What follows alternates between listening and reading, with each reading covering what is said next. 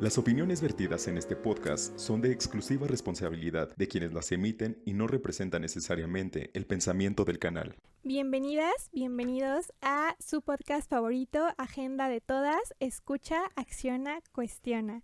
El día de hoy tenemos un capítulo muy especial porque además estamos en el marco del 25 de noviembre.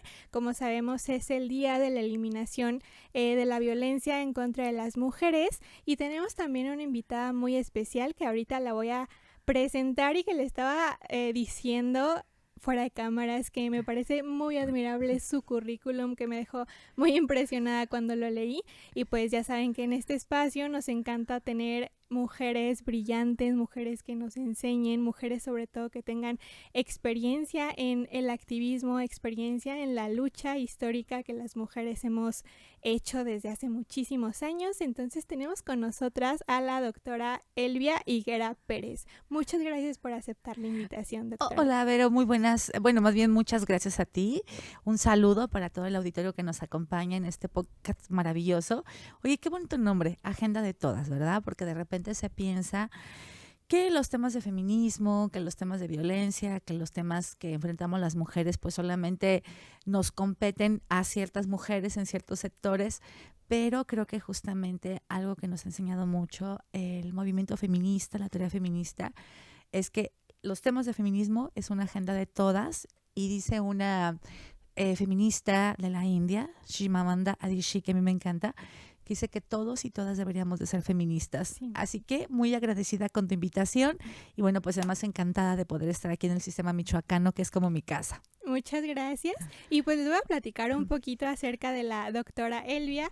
Ella es licenciada en Derecho y Ciencias Sociales, es maestra en Gerencia Pública y Políticas Sociales, doctora en Política, Gobernabilidad y Políticas Públicas, doctorante en Género y Derecho y actualmente se encuentra estudiando la maestría en Terapia de Pareja y Sexualidad. Y el día de hoy el capítulo lo titulamos No es solo un día, un compromiso más allá del 25 de noviembre, porque de repente vemos a muchas instituciones ahorita mediante las redes sociales, mediante los medios de comunicación. Está muy bien el moñito naranja, la corbata naranja, todo esto, pero recordemos que esto es más de un día. La lucha es una lucha continua, es una lucha de todos los días y es una lucha que las mujeres hemos emprendido desde los diversos espacios. Y ahorita pues voy a comenzar con unas pequeñas preguntas porque usted tiene una vasta experiencia en un montón de espacios, tanto públicos como institucionales, como en el activismo. Entonces, pues ayer estaba escuchando justamente en un evento del 25 de noviembre que las mujeres somos humanas. Y esto se puede escuchar algo muy simple, pero de verdad hemos tenido que luchar durante muchísimos años, durante siglos, para que se nos reconozca como personas, para que se nos reconozca como humanas. Y aún siento que falta mucho, mucho por luchar. Por lo tanto, la violencia contra las mujeres también es un atentado contra los derechos humanos.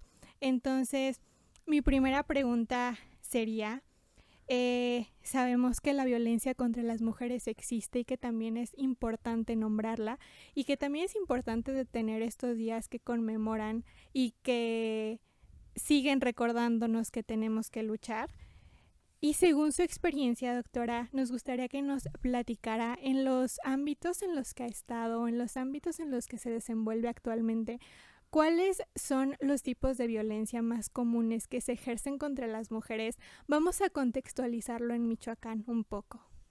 Ok, fíjate que ese es un planteamiento muy interesante. Ahorita que hablabas acerca de cómo las mujeres hemos sido reconocidas como humanas, como seres humanos, y es un planteamiento inclusive histórico, político, que tiene que ver desde la antigua Grecia, cuando los grandes filósofos deliberaban acerca de si las mujeres teníamos alma, teníamos espíritu, que si teníamos capacidad racional, porque para ellos era como muy complejo entender cómo las mujeres, teniendo un cerebro más pequeño que el de los hombres, pudiéramos ser seres racionales, o como decía Aristóteles, ¿no? Las mujeres, esas cosas raras, animales extraños de la naturaleza que sangran cada mes y no se mueren, por ejemplo, ¿no? Porque había muy poca comprensión de la biología femenina. Y efectivamente el construirnos como ciudadanas sujetas de derechos ha sido un proceso bastante complejo. Ni siquiera la Revolución Francesa de 1789, que genera un parteaguas en la historia de la humanidad, que bueno, instaura lo que es la nueva visión de un Estado, una república, a partir de la división de poderes, a partir del reconocimiento de categorías como soberanía, ciudadanía, etcétera, pues tampoco las mujeres no entramos en esa definición. Y ha sido como muy lento el proceso mediante el cual hemos sido consideradas como sujetas de derechos, entre ellos, a mí me parece que uno de los más importantes, el derecho a una vida libre de violencia. ¿Y por qué se vuelve tan importante? Hay un instrumento internacional maravilloso que es la Convención de Belém do Pará, que para todas aquellas personas que trabajan temas de violencia debe ser casi como una Biblia.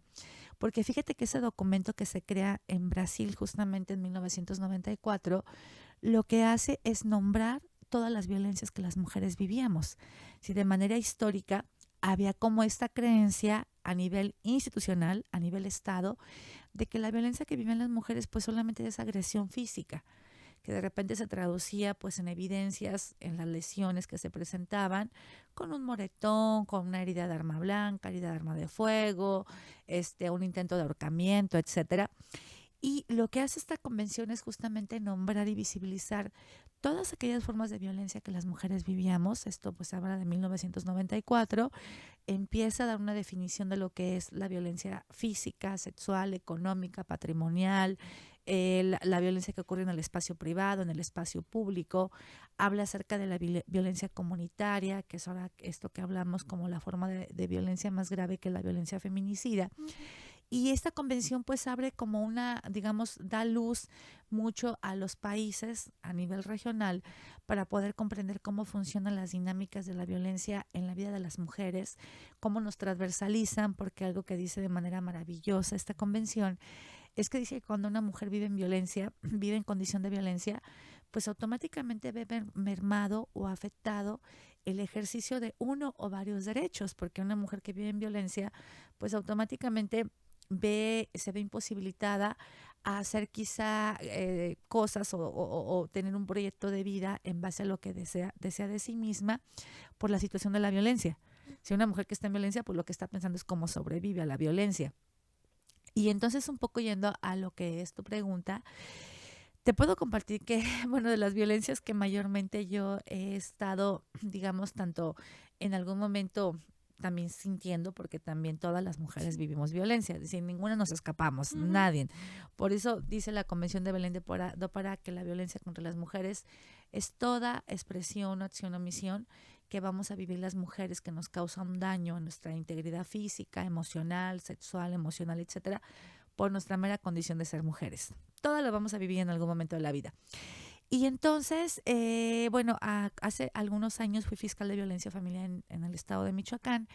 Y lo que te puedo compartir es que las violencias no vienen aisladas. Es decir, no es que haya prevalencia de una violencia sobre otra en el estado de Michoacán, sino que usualmente son como estas situaciones que se cruzan, donde en una historia o en un caso de violencia vas a poder identificar hasta 2, 3, 4 tipos de violencias, que además se agudizan a partir de las categorías de interseccionalidad, que también ya lo comentaba la Convención de Belém do Pará, cómo la violencia afecta más a las mujeres de las comunidades indígenas, de las comunidades rurales, las mujeres embarazadas, por ejemplo.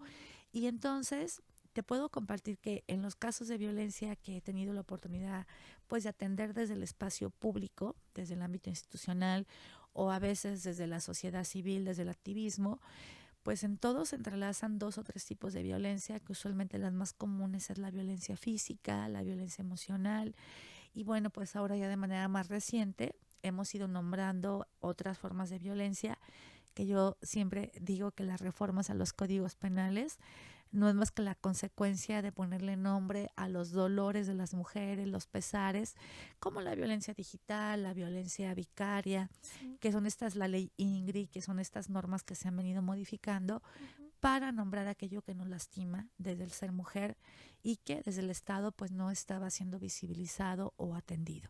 Entonces es muy complejo encontrar una sola forma de violencia en un caso de violencia. Siempre van a estar entrecruzadas 2 o más formas de violencia.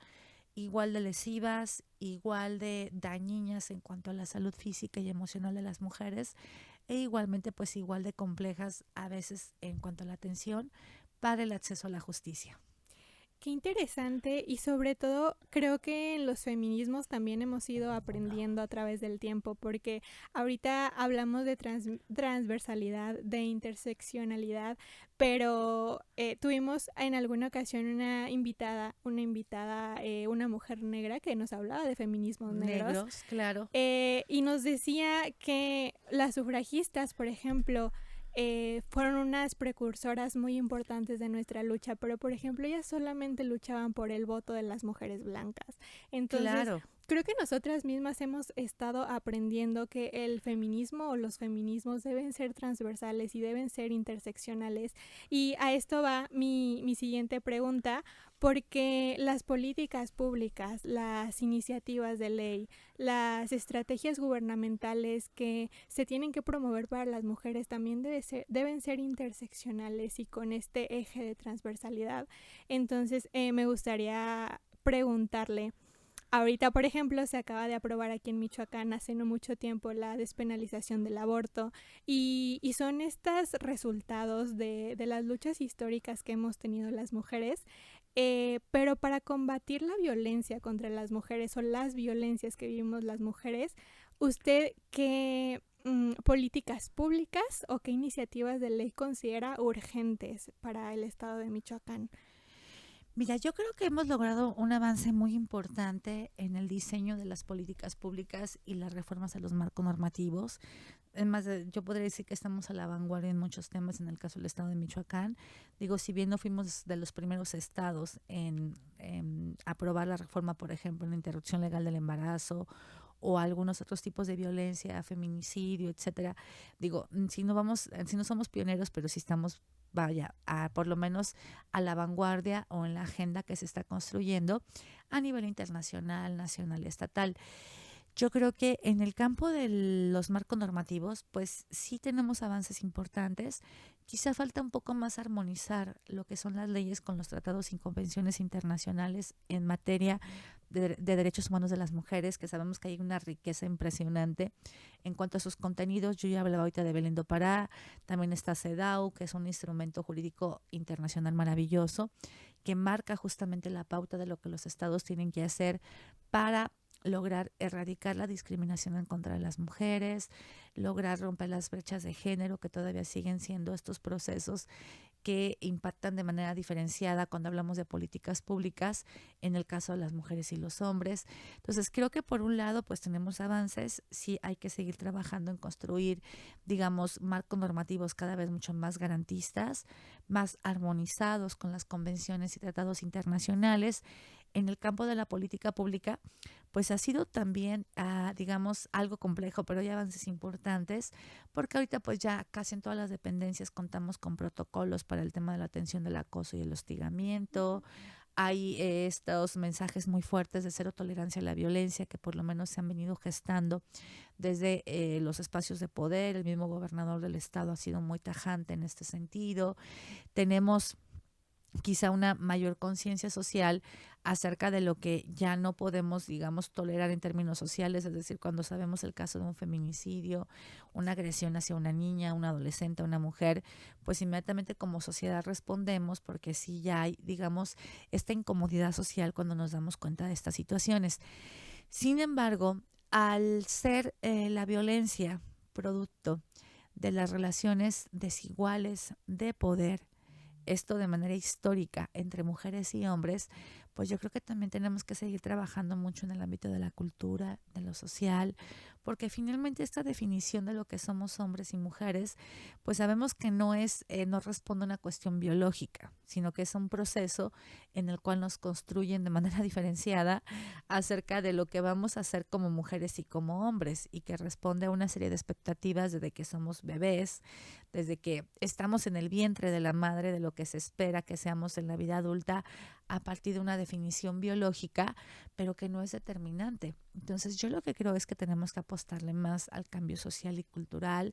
Me parece que, esto lo digo con mucho respeto, pero creo que los varones están un poco, digamos, atrasados o no han querido entrarle al tema como deben de hacerlo, de manera mucho más responsable, pero también de manera quizá mucho más consciente de pensarse a sí mismos también como seres un poco más libres en cuanto a este ejercicio de la masculinidad violenta, hegemónica, en cuanto a renunciar justamente a las violencias, al tener que estar demostrando de manera constante valentía, hombría, fuerza. Creo que también para ellos sería muy liberador este proceso, el poder ser emocionales, el poder ser padres cercanos a sus hijos e hijas, acompañarlos de manera mucho más amorosa en el proceso de crianza, el romper un poco con estas imposiciones acerca, por ejemplo, del ser proveedores toda la vida. Entonces, bueno, creo que el cambio tiene que venir acompañado también de cuestiones sociales y culturales. Insisto, hay avances importantes. Creo que algo que ha forzado mucho los países a nivel región, incluido México, pues han sido las sentencias que se han emitido por las cortes internacionales. En el caso de México, algo que nos ha permitido mucho avanzar en el tema de la atención a la violencia, el combate a la violencia, pues han sido las sentencias, por ejemplo, de González y otras contra el Estado mexicano, o más bien conocido como caso Campo Algodonero, donde, bueno, los cuerpos de Claudia Ybet, Esmeralda y Berenice fueron llevados ante una corte internacional que representaban estos 3 cuerpos encontrados en situaciones totalmente tortuosas, con muchas evidencias de violencia física, tortura sexual, violaciones tumultuarias. De estos 3 cuerpos que llegaron a esa corte, pero que representaban casi los 800 casos de niñas, adolescentes que habían sido asesinadas en Ciudad Juárez en un periodo casi de 10 años, ante una impunidad total, ante el silencio, la complicidad de las autoridades, y que es justamente la sociedad civil la que ha llevado también ese trabajo, lo ha ido encabezando.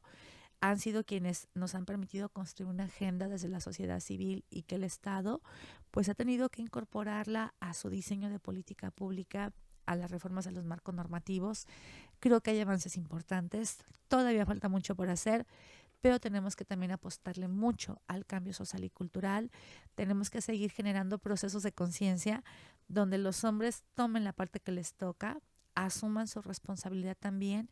Y así como las mujeres lo hemos hecho, de ir buscando nuestros propios espacios de análisis, de liberación, de hacer catarsis, de empezar nuevamente procesos de lucha, creo que también los hombres tienen que hacer la parte que les toca. No creo que sea un tema que tengamos que hacer las mujeres, sino que es un tema que ellos tienen que tomar conciencia, tener la responsabilidad de renunciar un poco a sus privilegios y hacer lo que les toca para que este cambio pues sea lo más rápido posible. Sí, completamente de acuerdo. Porque ahorita que hablábamos de leyes, bueno, en cuestión de los hombres, justamente acaba de pasar casi el Día del Hombre. Entonces, es importante esta reflexión, es importante que sí, la verdad es que sí están atrasados, pero es importante que deconstruyan y construyan otro tipo de masculinidades no hegemónicas, que como a las mujeres se nos ha impuesto que tenemos que ser de una manera, a ellos también se les ha impuesto que solo hay un tipo de masculinidad, cuando masculinidades hay como hombres hay en el mundo. Y creo que se ve reflejado también en cifras el número de suicidios, el número de violencia, de hombres chicos que mueren, de hombres contra hombres. Así es. Porque son hombres matando hombres, hombres matando mujeres, sí. Hombres violando mujeres, hombres violando hombres, hombres abusando de niños. Entonces es terrible. Es una urgencia social, tanto para hombres como para mujeres, que al final somos víctimas de esta violencia. Y en cuestión de las leyes, ahorita hablábamos de un par de leyes, y yo digo muy seguido que la mayoría de las leyes que se han aprobado últimamente, como la ley Ingrid, como la ley Olimpia, como la ley Malena, y un montón de leyes, pues han venido desde la ciudadanía. Precisamente han venido desde mujeres que hemos sido o que han sido víctimas de distintas violencias que antes no se nombraban, y que deciden usar o utilizar estas violencias que les sucedieron como no quiero que le pase a otra mujer, o si le sucede a otra mujer, quiero que esta mujer sí tenga justicia, a lo mejor como yo no la tuve, o todo lo que tuve que luchar para que se me hiciera justicia. Entonces, creo que aquí también es un exhorto a que las autoridades y nuestros representantes legislativos también es su trabajo hacer leyes para nosotras, porque a veces sí se cuelgan un poco la medalla de acabamos de aprobar esta ley, sí, pero ¿quién la propuso? La propuso la ciudadanía, y por supuesto que también es nuestra responsabilidad y nuestra atribución constitucional tener esta participación ciudadana en cuanto a las leyes. Pero se nos está olvidando un poco que los legisladores, valga la redundancia, están para legislar. Y están para legislar para más del 50% de la población mexicana y de la población mundial que somos nosotras. Y decía justamente Marta Lamas que hablaba en uno de sus libros acerca de la importancia de que las mujeres que estamos desde fuera de las instituciones hagamos equipo con las mujeres que están dentro de las instituciones para pues que podamos romper estos techos de cristal que les llaman Claro. por ahí. Es mucho más fácil hacer un cambio si hacemos equipo. Por ejemplo, con nuestras legisladoras, con las presidentas municipales, porque podemos de verdad construir mucho juntas. Entonces, mi siguiente pregunta sería, ya que tiene una vasta experiencia en las instituciones, bueno, primero nos podría platicar un poquito en qué instituciones ha estado, y segundo, ¿qué hace falta o cómo se puede fortalecer la cooperación entre instituciones gubernamentales, sociedad civil y la parte privada, para que las mujeres pues podamos avanzar un poco más en estos aspectos de que se nos garantice una vida libre de violencia? Sí, bueno, te comparto rápidamente. Profesionalmente he tenido la oportunidad de desempeñarme en espacios maravillosos. Justamente fui jefa de departamento jurídico en el Instituto Michoacano de la Mujer cuando se creó. Antes no era secretaría, era un instituto que se crea justamente en el año 2001 en el gobierno del antropólogo Lázaro Cárdenas Batel. Y entonces, bueno, se sientan las bases de lo que ahora conocemos como la Secretaría de Igualdad Sustantiva.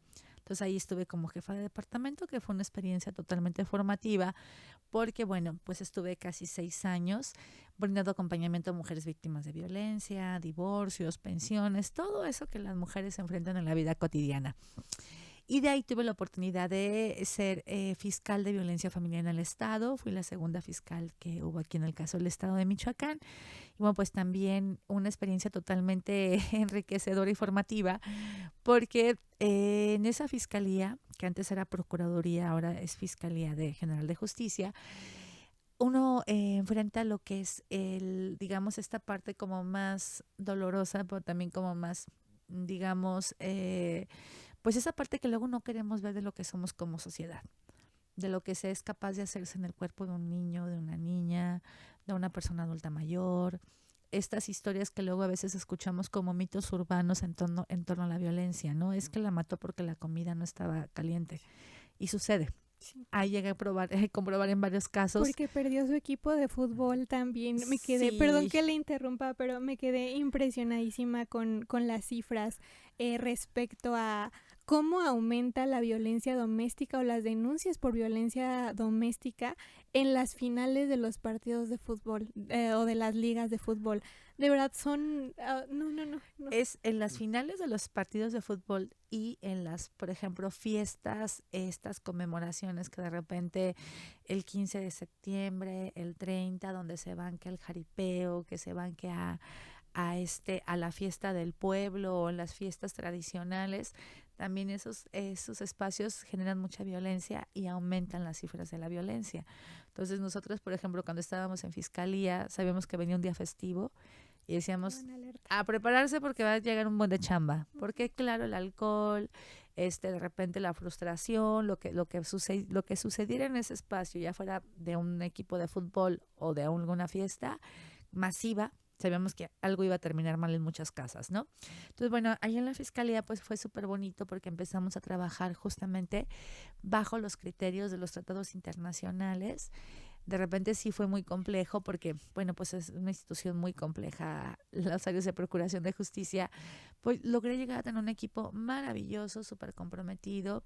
De repente a mí ya me llegaba como a sorprender mucho y ahí aprendí que el ejemplo marca mucho, mucho en cuanto a cuando tú inspiras a otras personas. Eso es muy bonito, porque de repente nos llegaban mujeres a las 4 o 5 de la madrugada, estaba el policía de guardia, el perito, una MP, pero de repente pues quienes recibían en un primer momento eran los policías y ya nada más me avisaban, oiga, tenemos una mujer así, así, llegó con 4 o 5 niños, ya checaron médicamente cómo están, ocupan atención médica, no se preocupe, ya les fuimos a conseguir leche para que cenaran, les fuimos a comprar unos tacos, nos cooperamos entre todos, luego llevaban cosas de sus casas para tener así como juguetes, ropa, zapatitos, porque pues muchas veces llegaban con la pijama puesta, o sea, como salían, ¿no? Como se podía salían. Y eso se me hizo muy bonito porque entonces vi que se había humanizado mucho esa área, pues a partir también de lo que uno procura compartir con su equipo de trabajo. Entonces fue una experiencia súper bonita. Luego de ahí fui consejera electoral y bueno, ahí trabajamos el tema de la paridad para la formulación de candidaturas para mujeres, fortalecimos los criterios para la paridad, se impulsó la creación del Observatorio de Participación Política de las Mujeres y pues también dimos la batalla para que las mujeres de los pueblos y comunidades originarias también participaran en las asambleas y también fueran parte de los órganos de gobierno tradicional. Y bueno, de ahí luego soy secretaria técnica del Consejo Ciudadano de Morelia, que ahí también trabajamos muchos temas de participación ciudadana. Luego subsecretaria de Derechos Humanos en el Gobierno del Estado. Pero bueno, una parte donde siempre he estado inmersa es en la parte académica, que amo ser maestra, eso me encanta. Yo siempre digo que mis 3 palabras favoritas han sido mami, tía y maestra. Son así mis 3 palabras favoritas en el mundo. Y bueno, desde la docencia pues también hemos intentado impulsar muchos cambios. Y bueno, vinculado a esto que decías, yo te puedo compartir que al menos yo en lo personal como funcionaria, en los diferentes momentos que he estado, nunca he dejado de reconocer el trabajo de la sociedad civil. Porque quien trae, digamos, palpa lo que sucede en las colonias, en las comunidades, quienes tienen una experiencia y un conocimiento así súper amplio de cuál es la realidad social, es la sociedad civil. Y muchos de los avances que tenemos, inclusive la atención a la violencia hacia las mujeres, fue algo que inicialmente empezó a hacer la sociedad civil, a hacer acompañamientos. Los primeros refugios para mujeres víctimas de violencia fueron encabezados desde la sociedad civil. Entonces yo creo que tienes mucha razón en ese planteamiento que tú comentas, que lo comparte también la doctora Marta Lamas, donde dice tenemos que trabajar conjuntamente con la sociedad civil, porque de otra manera no vamos a poder lograr ni nosotras, digamos, pues sí, enriquecernos con esta experiencia que tienen desde el campo, desde la realidad social. Y la sociedad civil pues no va a poder lograr que sus propuestas se traduzcan en políticas públicas de beneficio colectivo, porque finalmente pues es como esta interacción, ¿no? O esta gobernanza que le llama el maestro Luis Aguilar cuando hablamos del tema de las políticas públicas, que dice no puedes construir una política pública desde un escritorio, tienes que consensarla, tienes que compartirla, tienes que ver cómo va a impactar en las personas a las cuales van dirigidas y creo que eso ha sido un abordaje, pero además un avance muy importante y un aporte muy importante para la construcción de las políticas públicas en el caso del movimiento feminista, que nos hemos nutrido mucho de la experiencia de la sociedad civil y pues la iniciativa privada no puede estar ajena o al margen a estos cambios. De hecho, no en todos los casos, pero yo espero que en algún momento sea como algo que se comparta de manera generalizada en toda la iniciativa privada, pero hay empresas que están muy comprometidas con los temas de género, con el tema del medio ambiente y con el tema de la garantía de los derechos humanos hacia sus trabajadores. Y entonces ves que tienen así como criterios muy claros para el tema de la paridad. Cuando se desocupa un espacio, bueno, pueden contender una mujer y un hombre, pero vamos a generar reglas muy claras para que ambos puedan acceder en igualdad de circunstancias a ese espacio. Tienen protocolos para si alguna de sus trabajadoras tiene algún caso de violencia, bueno, pues la puedan acompañar en su proceso. Tienen políticas a veces un poco más generosas hacia el cuidado de los hijos, las hijas. Entonces creo que esos avances son significativos. Establecen políticas de no discriminación, de cero tolerancia a la violencia.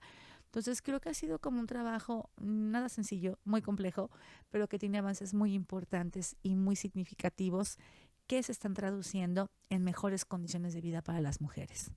Y ahorita menciona algo muy valioso y que creo que nos tiene que quedar muy claro tanto a la sociedad civil como a nuestros representantes y a nuestros gobernadores, presidentes municipales y a todo el sector o el ámbito público, que es, no se pueden construir políticas públicas detrás de un escritorio, porque precisamente hay que conocer la diferencia entre políticas públicas y políticas gubernamentales. Claro. Las políticas públicas se construyen a la par de la sociedad, las construimos entre todos y muchas veces llamamos políticas públicas a políticas que solamente se construyen entre dos personas que a lo mejor jamás en la vida han salido al contexto del que hablan.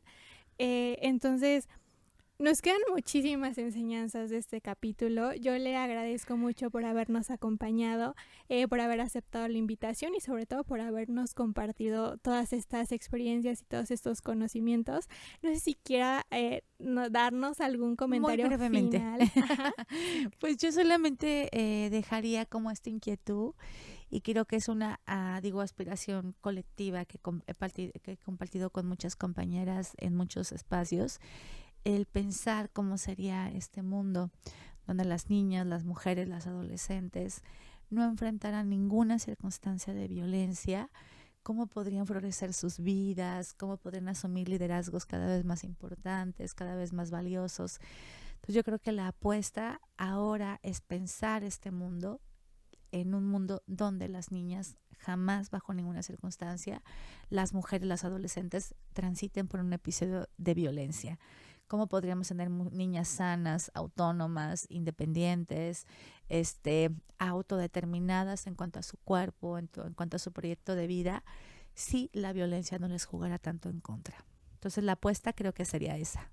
Alguna vez vi pintado en una pared y esa frase se me quedó para siempre, hasta me la quiero tatuar algún día. Dice, arderá la memoria hasta que todo sea como lo soñamos. Entonces, Así es. hasta que todo sea como lo soñamos, y no es solamente un día, sino todos. Y le agradezco nuevamente y les invito a seguir viendo este podcast, a ver los capítulos anteriores si no los han visto. Y pues bueno, esto sería todo de nuestra parte. Muchas gracias. Recuerden que esto es Agenda de Todas. Escucha, cuestiona, acciona. Hasta la próxima.